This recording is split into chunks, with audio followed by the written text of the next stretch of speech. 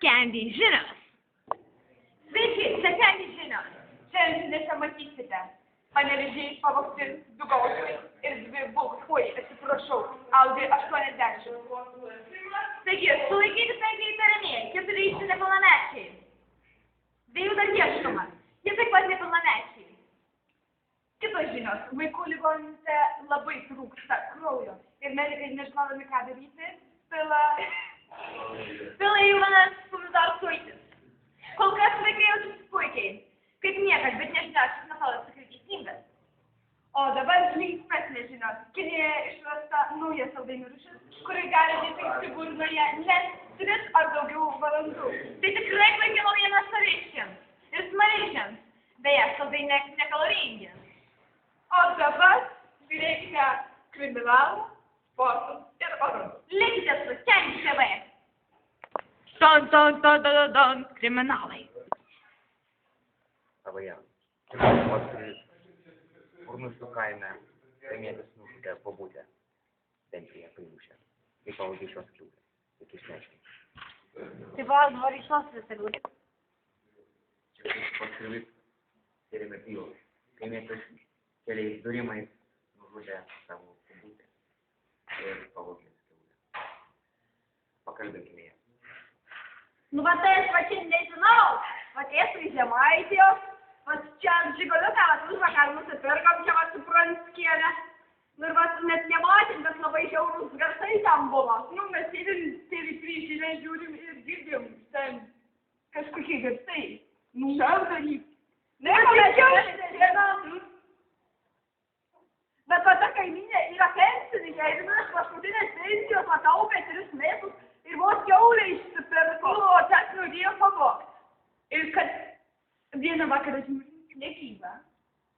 Varsi tą kiaulę. Tai geriausiai čia. Taigi išsiaiškime, kaimietis pasielgė nedorai. Sportas. Sveiki su jumis, sporto žinios. Va, turime puikių naujienų. Vakar Furniškių kaimo krepšinio komandai įveikė Bezdonių komandą rezultatu 6-3. Pasveikinkime juos. Dabar Furniškių komanda yra pirma savo grupėje.